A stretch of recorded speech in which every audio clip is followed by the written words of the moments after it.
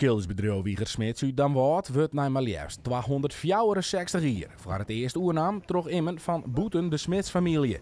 Al viel het net zo, want ze jou het stokje terug aan een bekend gezicht.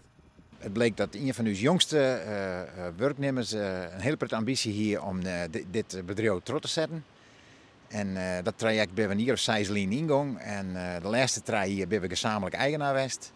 En dat houdt in dat 1 januari 2024 Jasper van der Veen de eigenaar is van Schilderwerken Wiegersmits, oftewel totaalonderhoud Wiegersmits in Damwoudt. Ja, Wieger had me opgevoed als een zakelijke heidstede in meesken. Die had altijd me behandeld, had er een keer wat wie en zei Jasper, dat mag stoord man, dat mag zaden man, dat mag sasje. En had er wat wie en zei ik het zien hem.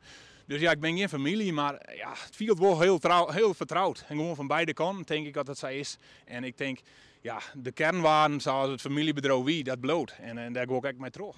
Wiegersmits had de jaren met zijn vrouw Anneke Slachter 40 jaar genoten van de willen en de uitdagingen in het bedrijf. Dat zullen we denk ik wel wat missen. Aan de andere kant hebben we wel aangepraat dat Jasper nog wat nodig had, wat input van uw kant. Of wat dingen weten wil, of hij kent soms nog per oerkesvorm wat doen, dan doen we dat natuurlijk graag.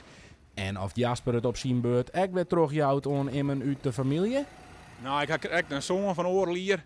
En ja, ik weet het net, die moet gewoon echt zijn hart volgen hier. En dat het leidt bij het schildersbedrijf hem geregeld mij al om heekwerkers te verrieden. Of even een sneuren of even een ijsmee. En ik vind het prachtig. Je had hier direct best om een heekwerker te brengen.